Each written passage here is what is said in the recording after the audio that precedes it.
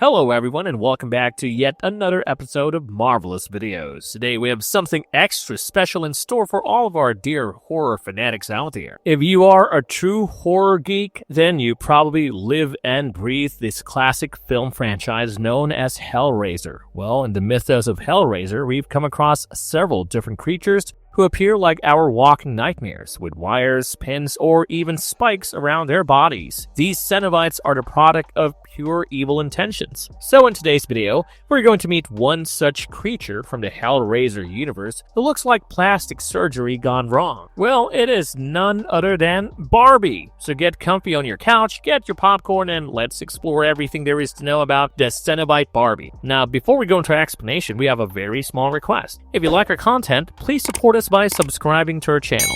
This is a small click for you, but for us it means an awful lot. Thank you. Now let's dive right into the video. Who is Barbie? What was his role in the Hellraiser lore? Well, I'm sure at this point all of you know who are Cenobites, the terrifying and monstrous creatures who reside in Leviathan's hell. Now, let me remind you exactly how they were created. Every Cenobite was once a human, and of course as humans they had a whole different personality, which later went through some modifications when they were turned into Cenobites in hell. Barbie's character makes an appearance in the Hellraiser lore in the third installment of the film series. Hellraiser III: Hell on Earth was released in 1992 and was directed by Anthony Hickox. So far, this is the only film in which Barbie makes an appearance. So before becoming a Cenobite, Barbie also used to be a human being. Now, if you think that it is a female character just because it is called Barbie, then you could not be more wrong. Barbie's character is portrayed by the genius Peter Atkins. In the movie, Barbie is initially introduced to the world as Richard Rick Bloodstone. He works as a bartender at a nightclub in New York owned by a womanizer, J.P. Monroe.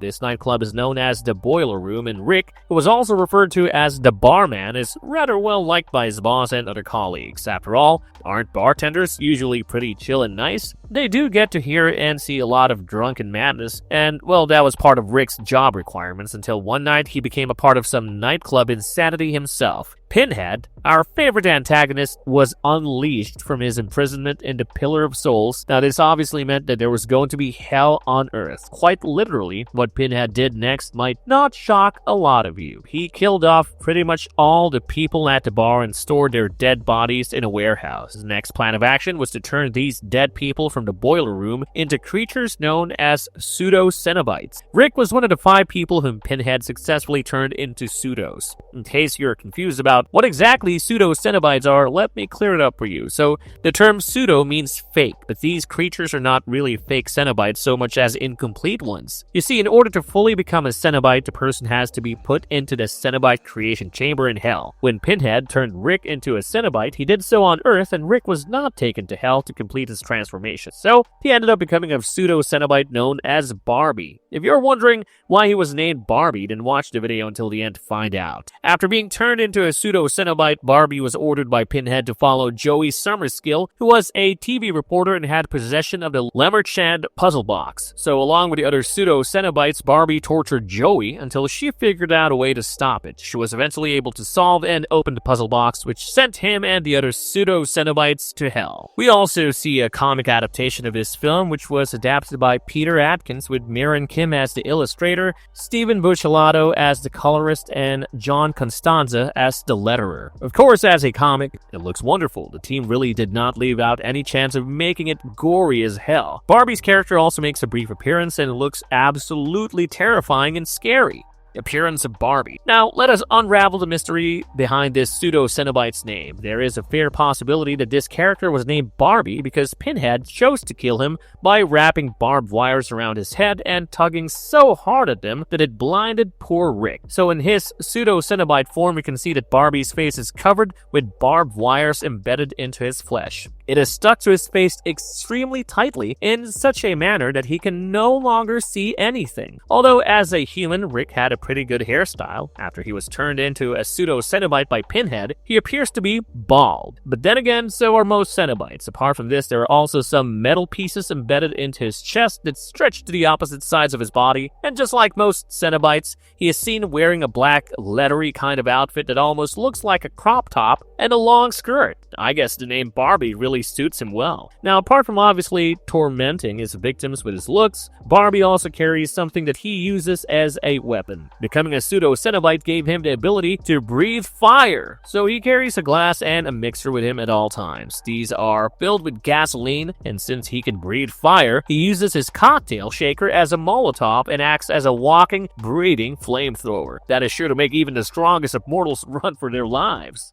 Some interesting facts. If you do not already love this character in this film, then I'm sure these interesting trivia facts will change your mind. Now, if you observe something very closely about Barbie, you'll realize that as a human, Rick Bloodstone, the bartender, used to crack a lot of fire-related jokes when talking to his customers. So it would appear that Pinhead might have kept that in mind when he gave Barbie the ability to use fire as his main weapon. Another thing that you might have noticed is that even though Barbie became blind after turning into a pseudo-Cenobite, he seems to be able to walk around and attack his victims with precision. Well, this is something that has not been officially explained by the creators, but it is a common trait that has been seen in some other Cenobites as well, such as Spike or Pistonhead. A theory could be that being a Cenobite, this was one of the modifications that they received. After all, they have to be able to see clearly otherwise. How would they serve Leviathan to his satisfaction? What do you think about it? Another fascinating thing about Hellraiser 3 is that Peter Atkins, the actor who played the role of Barbie, is also the writer of this film. In fact, he also wrote Hellbound, Hellraiser 2, and Hellraiser 4 Bloodline. There is also a Cenobite character